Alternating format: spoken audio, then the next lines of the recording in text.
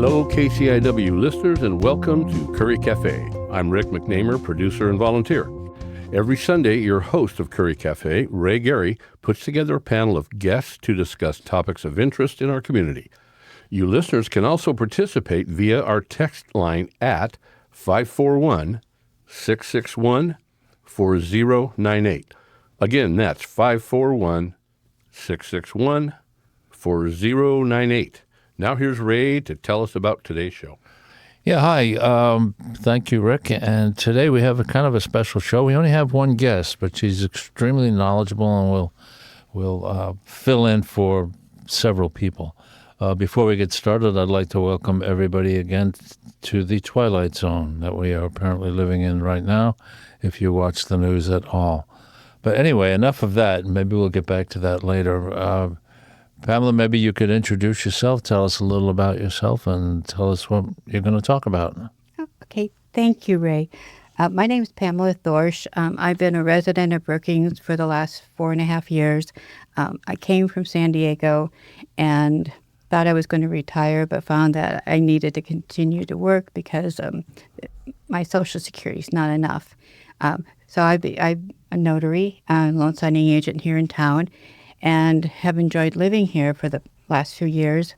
But my personal experience that brought me here today was regarding the increase in my supplemental Medigap plan when I moved to Brookings from San Diego. United Healthcare, or at the time I had HealthNet, they raised my premium $80 just for moving from San Diego to Brookings. And they, even though the state is basically more affordable, they justified it that the move, so they raised my rate. I have a Plan F, and a lot of people don't have that plan. There's many different plans available, but that particular plan has sunset. But it's like the Cadillac of Medicare plans, and it's basically a PPO. So I pay a premium up front every month, and then I don't have the expenses, the added expenses. When many people have a copay, I don't have the copay. But you pay up front or you pay in the copay. They get you no matter what. It's Pay now, pay later. Pay now, pay later. That's sort of the thing, and I was pretty distraught. $80 on a fixed income as a senior. That's a lot of money a month to be forking out. And this gouging that has become sort of a problem with corporate America, whether it's in health insurance or we've seen it in the grocery stores. I mean, these false bottoms that they claim that, we're paying, but things never... They increase the prices, but they never roll them back. So, we're having to learn to live with these increased prices across the board. And it's very frustrating. But on my 71st birthday, I changed my plan from HealthNet to United Healthcare. And it was basically called an AARP United Health.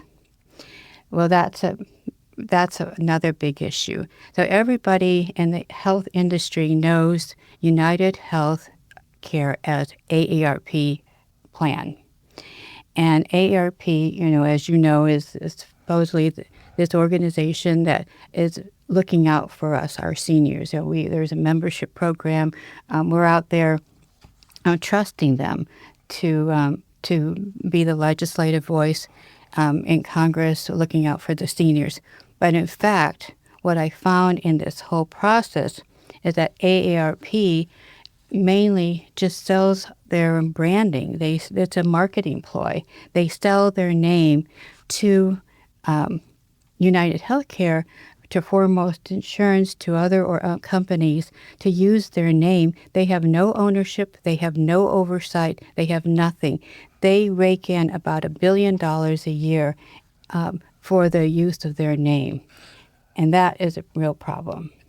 And when you see AARP, most seniors, I think they said, well, that's our club. They're on our side, and they're going to do it right. Right. Exactly. And then to find out what spurred me on is that when I started looking for a better plan for to reduce that $80 a month and came across United Healthcare, they told me at the time, oh, we've only increased the rates about a few dollars here and there. They will go up, but not substantially.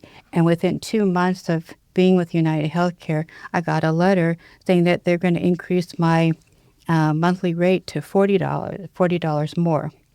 And it's like, when an insurance broker tells you that, it's going to be steady, and then 2 months later, it's not the case, it's like, what? Well, the $40 a month wasn't a big deal to that guy. That was a small increase. He told me at the time that it had only gone up about $4 or $5 a month over the last couple of years. In the meantime, United Health blamed Medicare, and they said, well, it's because of Medicare. Medicare was the one that, set this, and so they've sort of set the prices. Well, I went on to talk. I called Medicare, and I was on the phone with a supervisor for 40 minutes at Medicare. Medicare said absolutely no way. There is just no way that we dictate to a private company their rates. And so the United Healthcare, and I had a similar situation with Health Net. They're blaming Medicare. Medicare has nothing to do with it because those are privately held companies. And so they're trying to pull the wool over our eyes and trying to justify and lying through their teeth when they're doing it. I would say, too, that from the way you're describing the things you've gone through, you have a lot more energy and a lot more knowledge to even deal with these people. If I had that kind of an increase, I would just say, oh, well, and suck it up, because I don't have the energy or the knowledge to deal with these people like that. And you're absolutely right. And I use this in the conversation. Thank God I still am capable. Mm-hmm. I'm not on any medication. I'm fully functional. Ray almost jumped out of his seat. I just put the pills in my little organizer this morning. Okay. Hour and a half of two of this, one of that, one every other. I know, but I tell them, I said, I have said, I speak not only for myself, but on behalf of the other people who are not willing or able to speak, because that is an important factor. Not only is either they're physically or mentally not capable of standing up for themselves, and that's why having a patient advocate for them is important, but we were talking earlier about the apathy. People sit and they just take it. And we just can't sit back, whether it's in the medical field and the healthcare or anything else that's happening in our lives. It's just sitting back and thinking there's nothing that we can do about anything. And that's absolutely wrong. Well, I have so many areas I want to go. But before I do, we haven't introduced our fourth guest today. Mr. Michael, please tell us who you are and what the heck you're doing here. Well, I'm Michael Gorse. I am a volunteer here and with the Wild Rivers Film Foundation. And I am kind of sitting fourth seat because the fourth seat was open and I was interested. And all I can say is, wow, everything that we're dealing with in life right now occupies the same place, doesn't it? Yeah. It's just a gratuitous grab, a gratuitous greed that is dictated by the fact that they can get away with it more than the fact that it's justified. And they're all making more money than anybody's ever made in the history of the planet Earth. And we are flummoxing our stuff in the midst of our last opportunity to get the water cycles back to normal and to have a planet that we can all live on comfortably for, decades going forward. Without so I'm afraid, if 70% of us simply can't afford to live in this country anymore, it's wrong. Correct. They are, and this is what they're trying to pull. Right. It's more of a scam than a reality. The financial issues that we're in.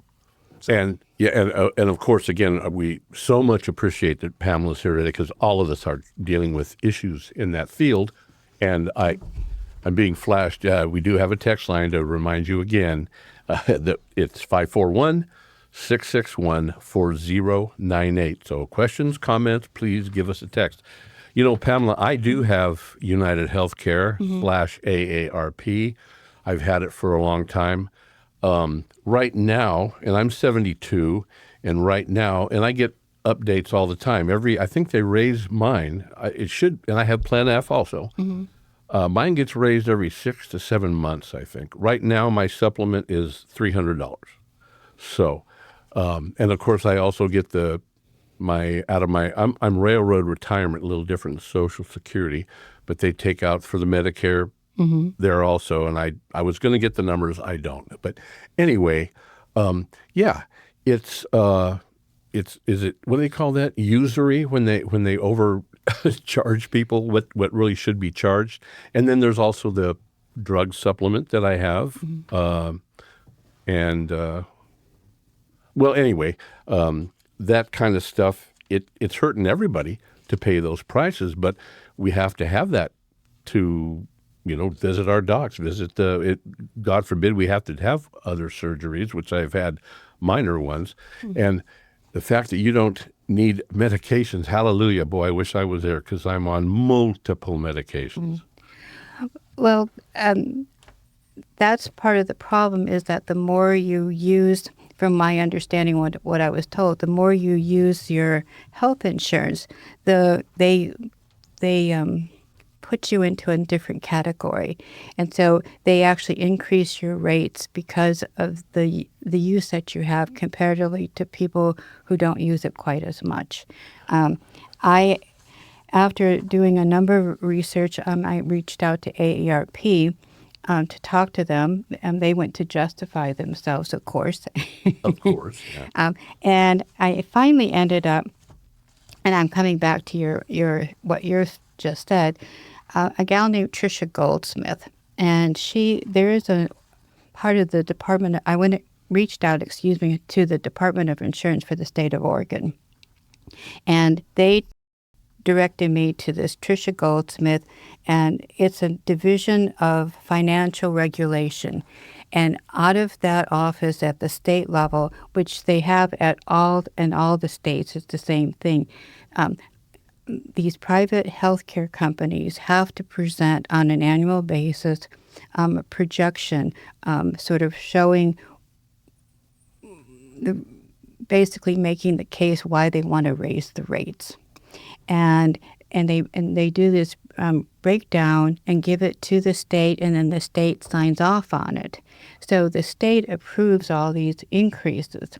But from my perspective, the state's not really asking enough questions, and it really lies down into that situation because what I have found, not only as I mentioned that these large corporations are in the health business to make a profit, not for our health care, but in particular United Health is under investigation at the Department of Justice, or at least they were up until a couple of months ago.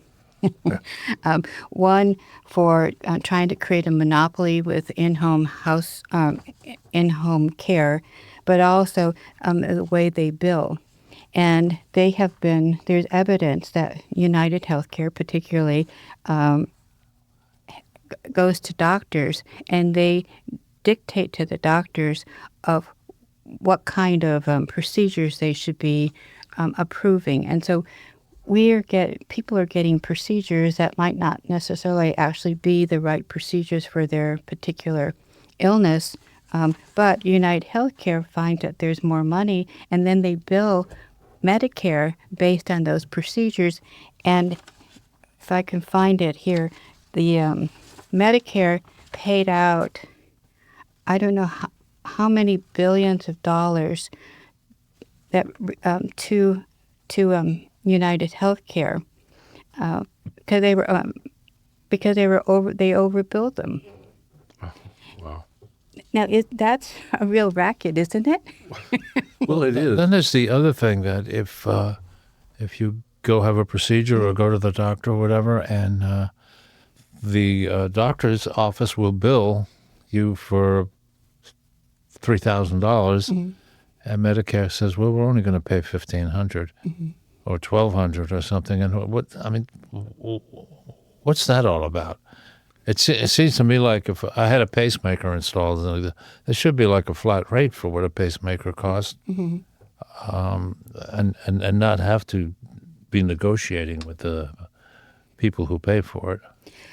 You would think, Ray, but according to this regulatory agency at the state, she said that you would think that the rate was going to be the rate across the country, but it's not. It varies from state to state. Or even in area. I mean, if the richest guy in Oregon went into the same hospital, same thing, would he pay the same? Well, probably wouldn't pay anything because he has enough influence to not have to pay silly little things like that. Well, he might have a different kind of coverage. Where we have what we have, I mean, I just wanted to point out that that the premiums and the claims that they tell you that they're going to refund you if you don't have to use all of that money, which I've never received a refund. I've received bumps in my supplement, but never I know. raise. Yeah. And I got to backtrack a little bit. I was totally unaware. So my supplement, I thought because of my age with United Healthcare / AARP, whatever that is now, I keep calling it United Healthcare, but I thought that was just a generic sum. I thought everybody 72 my age was paying $300 a month. It's roughly $300. But it's based on like my visits to the doc? That's what the Department of Insurance at the state of Oregon has said. And I'm California, so it's probably even more rigid. I don't know. But, well, again, that's I didn't know that. So you get put in a different risk level for if you... Well, apparently. Right. Like your car insurance, if you have a lot of speeding tickets, you pay more. Exactly. That's what this Tricia Goldsmith outlined here. So on my Plan F right now, I'm paying $217. Okay. And they're going to raise it to $40. Well, in the last about 3 months, I had pneumonia, and I went back and forth to my doc probably 4 times with a couple of trips for chest check. Boy, I can just see in another 6 months, you're going, well, yank this guy up. Yeah. I mean, I just had no idea that was happening. You're gonna need another pill organizer because the one you have isn't big enough. I'm already there. I've got 2 of them for 2 weeks. Anyway, yeah. And see, this brings me to another point. The way the healthcare system is set up in our country right now, they don't have a wellness program really in place, right? If there was programs in place to keep people well, to for food and for massage and for chiropractic care and for different things. Some plans cover it, but most of them don't. Right. But they'll cover you when you have a catastrophic illness or something happens to you. That's when they cover you. But wouldn't it make more sense is to keep people well? Well, a lot of stuff that would make a lot more sense than what's going on Sounds now. like some woke stuff to me. Are you Believe me, you a woke person? I am a woke person. Oh, okay. And, All right. and I'm very proudly woke. Good for you. Because I think woke is being aware and being conscious. Sure is. Sure is. And not sitting back in an apathetic way, not taking action. In other words, you hate America. Is that what you're saying? Oh my God, I'm completely. Not with that flag on it. Is there any way or time that we could expect that the human head will become part of the human body and covered by the human health care? Maybe not in this country. Because like ears and eyes and teeth and none of that is covered by this stuff that is absolutely over the top, ruining our lives in the manner in which they're providing their non-service and making us sicker because we're all traumatized by this. Right. And we have been for decades. You're absolutely When right. does traumatizing us get qualified as an event in all of this? Well, when you get that answer, please let me know. Yeah, no kidding. Right. You We know, can since you have all this energy, we can assign you to the research on that. Well, I have done a lot of research, and there's you have. We can and- see that. yeah, but it's important. It's important to know because, just again sitting back and letting people keep on telling you this when you don't understand why. And Pamela, you mentioned advocate. Mm-hmm. There are no advocates. Or let me go back a little bit. Mm-hmm. Do you advocate for some people, or do you help some people out, family members, friends? I have in the past. Okay, but it would be nice Mm-hmm. if there were a special advocate in each community, because I cannot navigate this stuff. Right. No, My wife, who passed over 6 years ago, was very good at this. She's the one that helped. I didn't have to. She read the War and Peace novel pamphlets to go through and all of that stuff. I can't. I just don't do it, and I kind of automatically just say, well, it's only going to be this much. But it's hard. It's very hard for a normal person to navigate this horrible corn maze that has a block almost every, a door closed, if you will, on every turn you try to make. I really admire you people that can look into this and stuff. My whole health thing was set up by my ex-wife, and she is one of those people who Those look are at special people, man. and when I went to the doctor, she went with me. She was always the one that took out the cards and gave them to the person who wants the cards. And I go into a doctor now, and I put a stack of cards down on the desk. I say, "Which one do you need?" Well, okay. Well, let me say one thing about that. And my wife, when we started, getting aged, whatever you want to call it, seniors, the golden years, we've always accompanied each other to our doctor's office. Absolutely Offices. required. And right now we have a friend who, well, me too. I'm single now, widowed, but always want to take somebody with you if you can. Because you don't pay Take a attention. notepad. I mean, because some of that stuff, it just gets confused in my brain. I do take a notepad in every doctor appointment that I have. So I have a friend who has a medical thing going on right now, and the first time she finally got a doctor's appointment, which took forever, and she came back, and I said, "Well, what'd they say?" And she looked at me with this blank expression. Oh, I'm supposed to, because she had the same thing I did. She had a husband who took care of everything for her, and she just right. You just brought up a point which can be very intimidating, is that you call any of these organizations and you can be on hold for 40 minutes. Yes. And But your call is important to them. Then after 35 minutes, they say, if you would prefer, we can have somebody call you back at this. I've done that and never received and a they call. never Really? they never call. I've always found that to be pretty effective. Well, you're lucky. And another thing was I have an authoritative voice. I know they better call me back. oh, maybe I'm too weak. Yeah, I don't so- know. But the call centers that we call now, it's normally to me, I've encountered, you're sure it's a foreign country. Now, this is a story I tell. People don't believe it, but I promise you this happened. This wasn't a healthcare company. And I don't remember exactly what it was, but I called one time for customer service. I heard chickens and roosters in the background. I'm serious. Now, the lady was nice, and I don't want to berate anybody, but I thought, man, what kind of this is not customer service, and they're hard to understand. I just wish that sometimes they would, or train the people to speak better. I don't know, but it's frustrating, especially for You a probably senior. don't have to get paid as much if you don't speak English. Well, as well. you know that's going to be the bottom line for sure. Anyway. between this call coming from wherever it's coming from, the accent and the lousy sound you get on a cell phone, and I'm deaf in one ear and don't hear well out of the other. Excuse me, what did you say? Did you ask her if she had eggs for sale? This day and age, I might Yeah. send them. But isn't that amazing that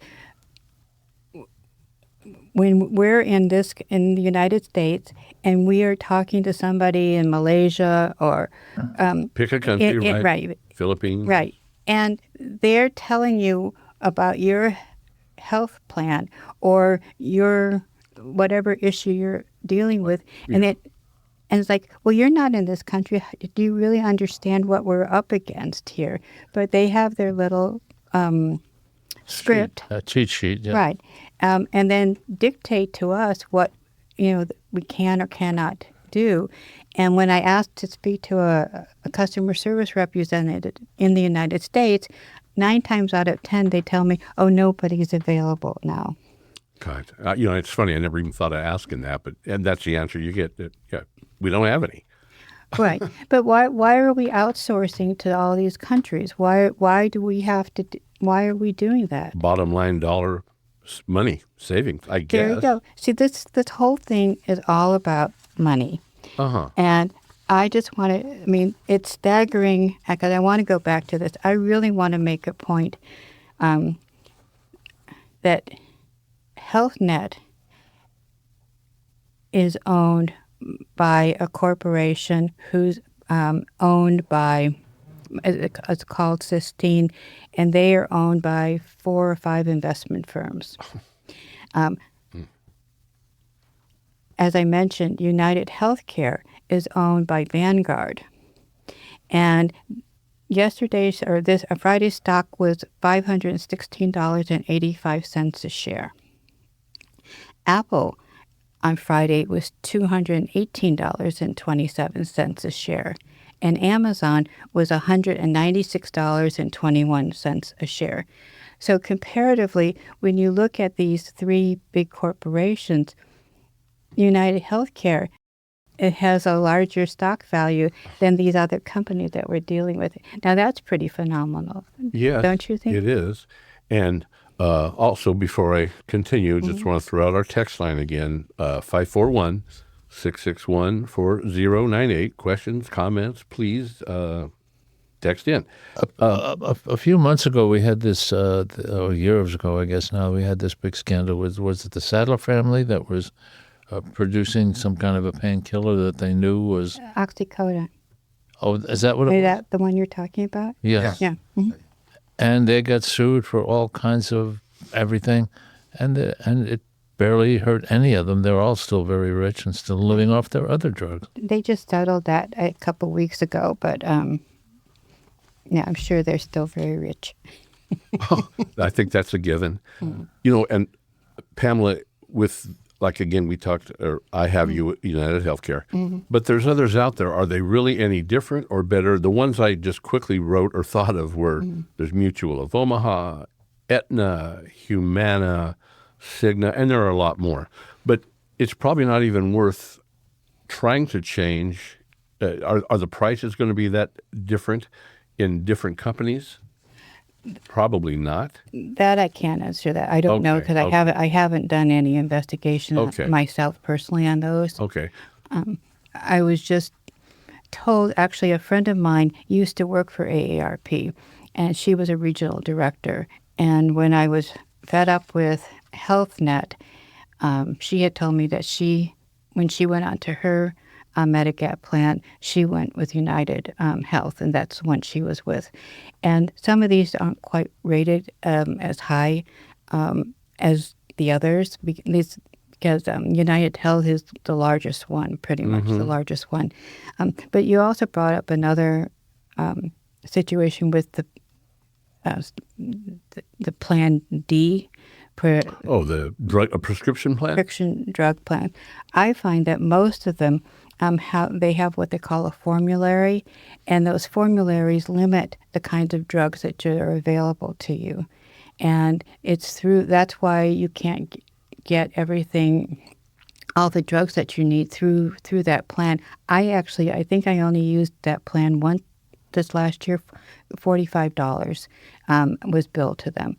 Other than that, the Good RX and that have much better prices than that Plan D. It's like, why is that? I'm paying for that Plan D, and I'm not even utilizing it because the deductible is so high. I think it's close to $600 you have to spend before they cover any of the insurance.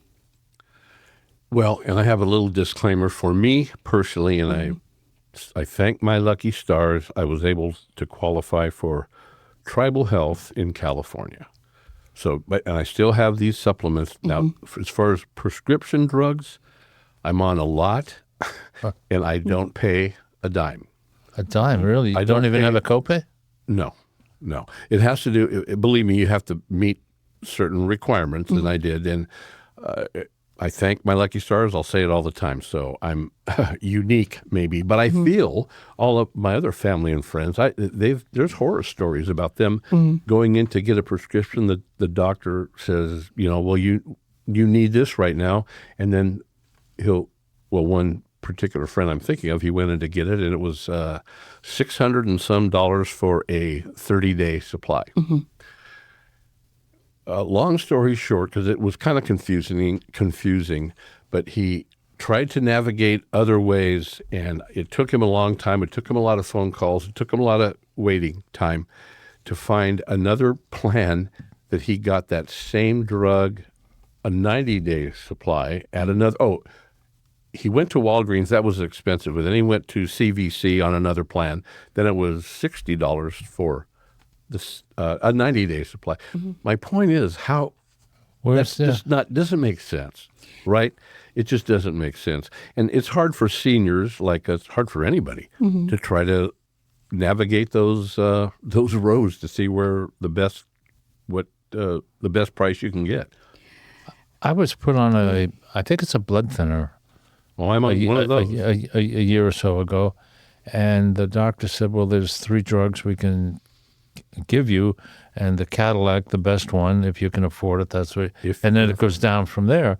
So I have this prescription for the Cadillac, and the woman at Fred Meyer gives me the prescription and charges me $5 copay, and she said, you have very good health insurance.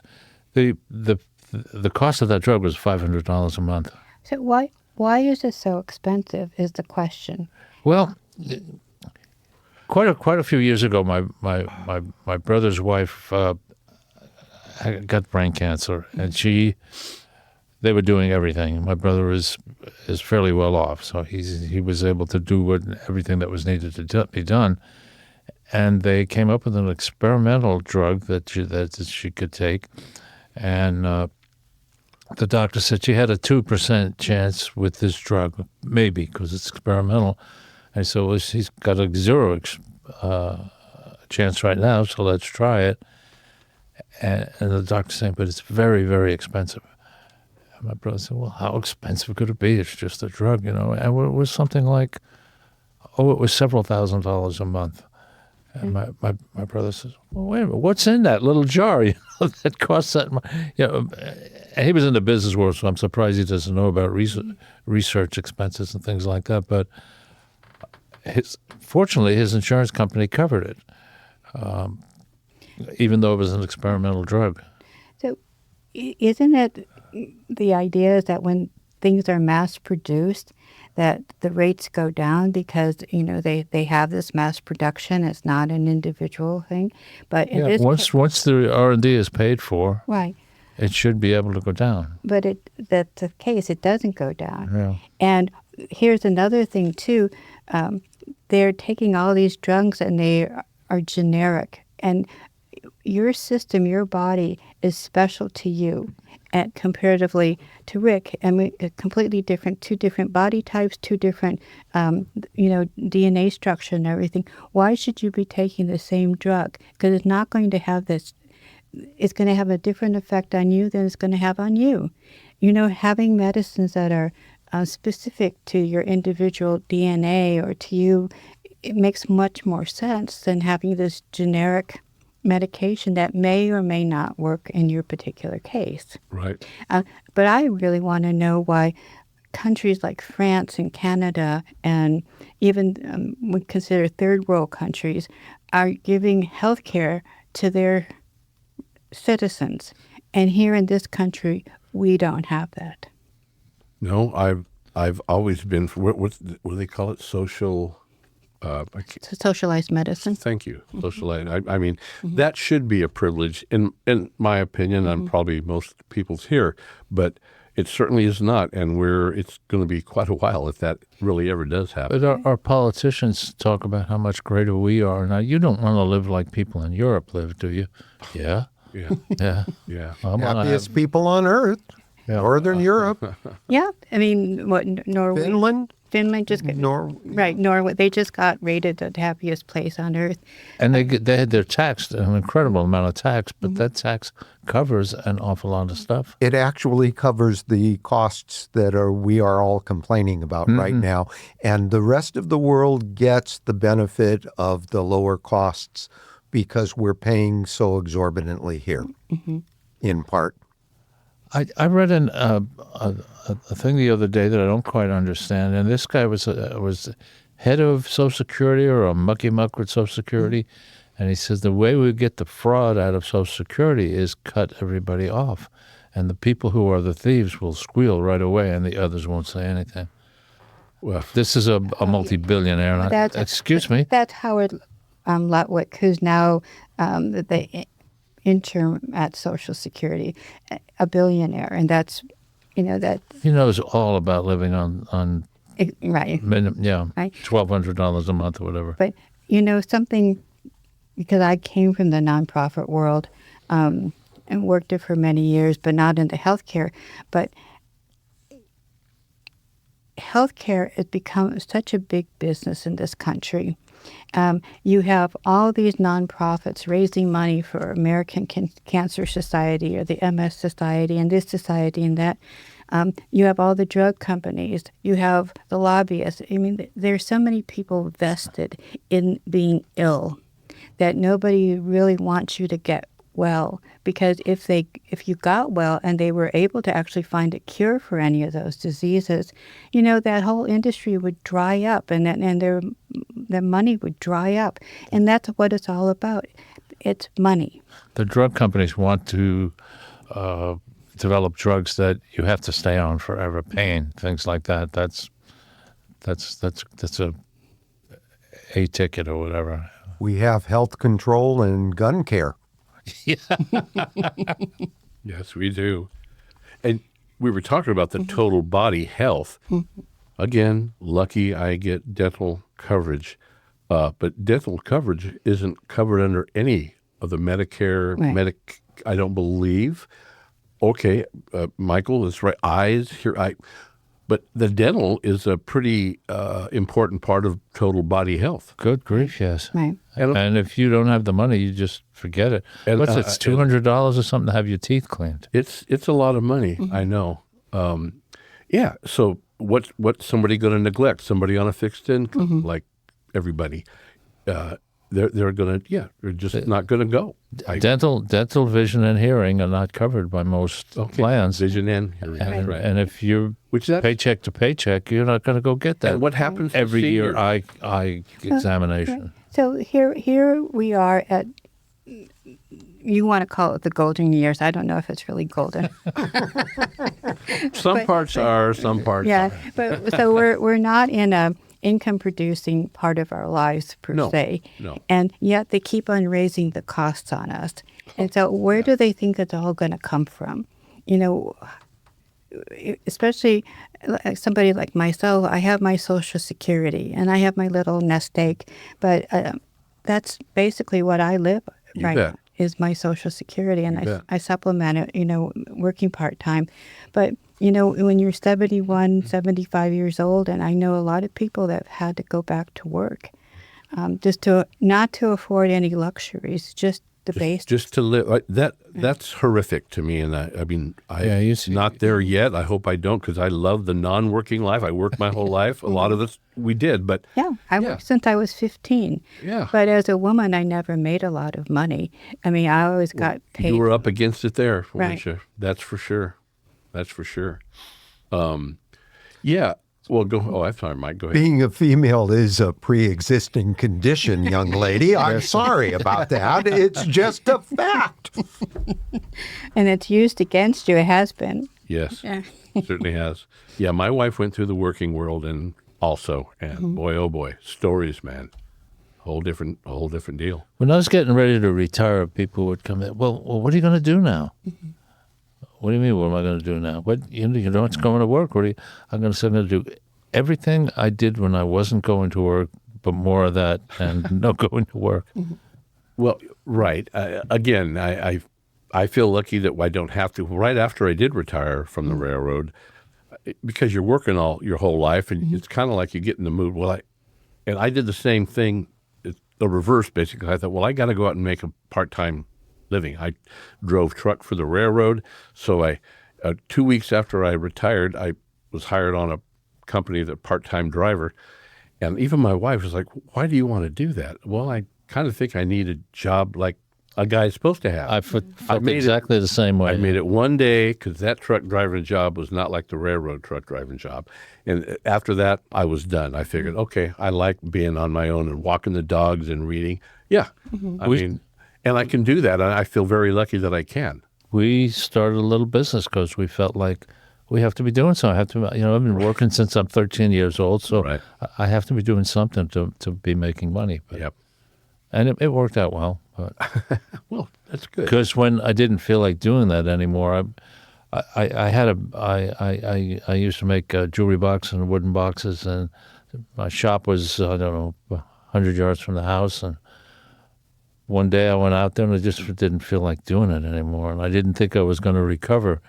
And I went back into the house and said, I think we're done. Well, you retired from retirement. Yes, exactly. What you did. Gosh.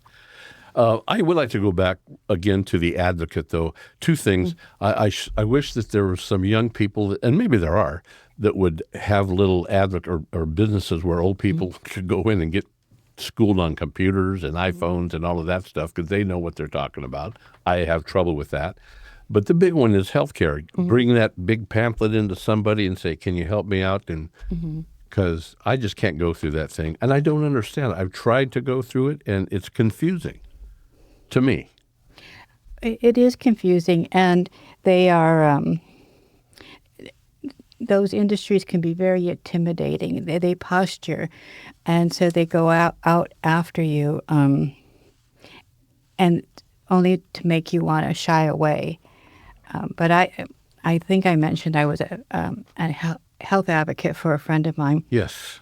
She lives in San Diego. She fell in France and broke her femur, a very serious problem. Yes. And was flown back, back to the United States, where she had to have several surgeries. They wouldn't, HealthNet refused to honor her policy while she was gone, and though she would have been covered.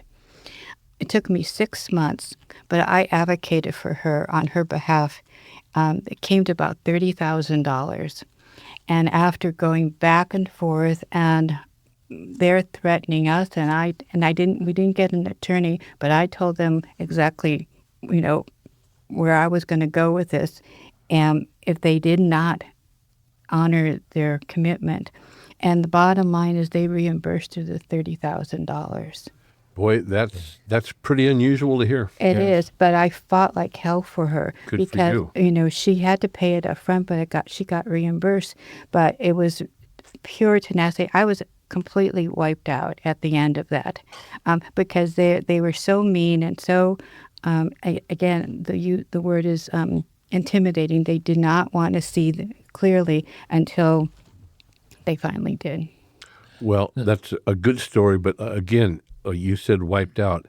Even talking to, when we have to go through that phone bank to wherever they're at, that tears me down too. It really does.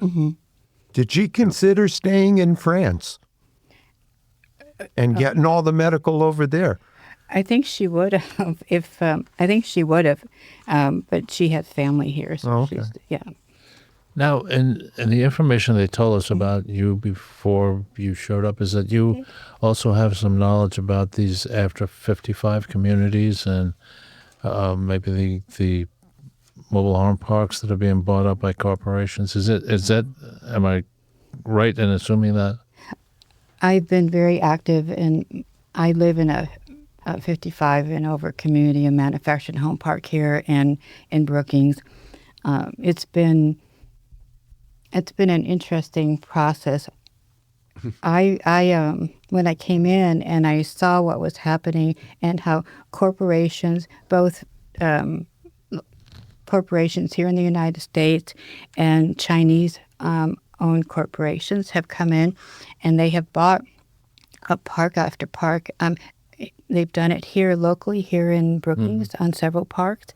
They come in and they raise the rates, exponentially, so that it just becomes unaffordable, and people are forced to sell. They reduce any amenity, so you're paying. You have to. They cut off your water supplies and everything. You have to go get your own water. You have to go get your own different kinds of hookups. I mean, they really make it hard because, again, the bottom line is all they care about. I went ahead in my park, and to the chagrin of the park owner, and formed a tenant association. And in doing so, I got almost half of the people that lived there on board with that. I did that only so that we would have a voice, a unified voice, but I did a lot of research in what might be available to us for grants. So it came time that we could actually buy our park. And the landlord, claims that he's not going to sell it. We have, but I've tried to position our tenant association, our park, so we would be in a position to be a strong position to move quickly. That's the bottom line: is that you have to be set up to be moved quickly to get some of these programs in place. But what was really very unfortunate is that Fannie Mae and Freddie Mac have been giving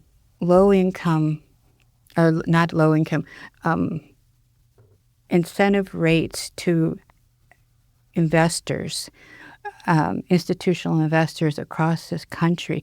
So Fannie Mae and Freddie Mac are in place to be an oversight to some of this industry, but also to protect low and moderate income homeowners.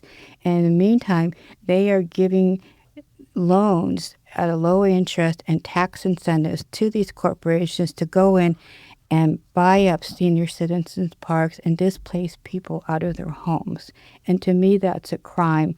That's a big crime. How horrible to treat our senior citizens. Well, and they've done it all across this country. Yes, they have. Congress is very well aware of it.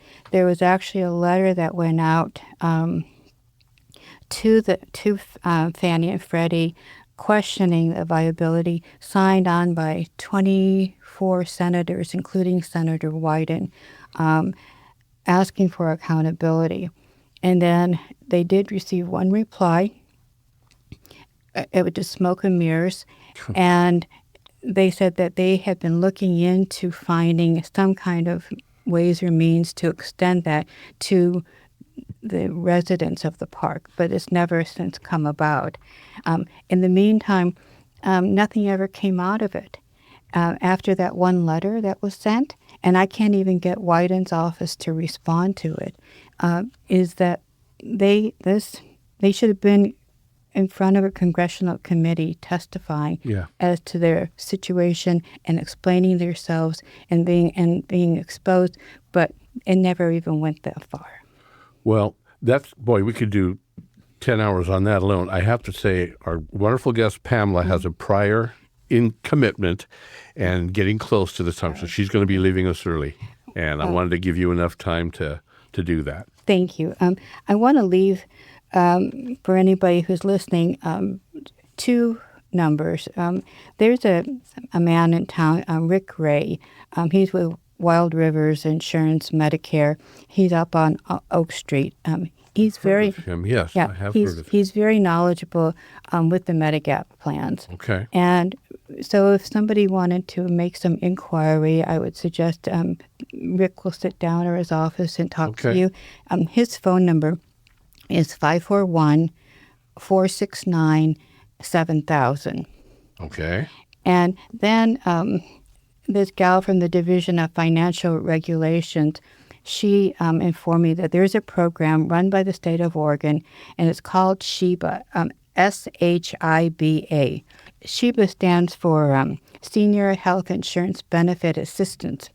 Okay. And this is mandated by volunteers, and their phone number is 800-722-4134. And they're in place to answer questions about insurance and health care. That's great, Pamela. Thank Yeah. you so much for being here. Thank Really you. appreciate Thank you all it. for having me. You said you're not on any drugs. What do you do to maintain the energy you have to? I drink lots of red wine. Okay. That's Finally, somebody I can relate to. red wine and coffee, ale of the gods, right there. Well, I'm also a vegetarian Okay. and have been for years. Oh, so good for you. Okay. yeah. Pamela, thank you again. Thank you very much. Have a good time where you're headed. Thank you very much. All right. And we'll have you back. Okay. All right. Thanks again. All right, then, Ray and Michael, it's just us for the last few minutes. Yeah. So listening to all that, and then also watching the news this morning and reading the news on my phone, and realize how we are sinking deeper and deeper into the twilight zone. And So and don't those- is there can anybody do anything about it? Trump has a judge that disagrees with him, so we'll impeach him. He's just one of those wacko radical liberals. Well, right now, and isn't it funny how some of those old Twilight Zones that were made in the late 50s, early 60s Yeah. really ring true. I think about the one where, there's a lot of them, but that the guy was, now I can't think of the exact episode, so let me, I'm having a brain freeze. Okay. But they do make sense, some of them. Let me just say that. I don't know. I've done a fair amount of reading. It was years ago, but I'm recovering some of it now in my brain about the rise of Nazi Germany.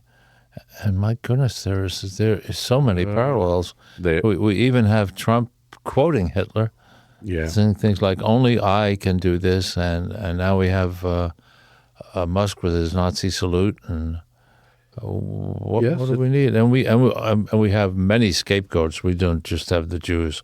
Yeah, we have trans people and those people coming from Mexico and other countries. They're not people, they're animals. They're animals, and they're ridden with disease, and they want to come.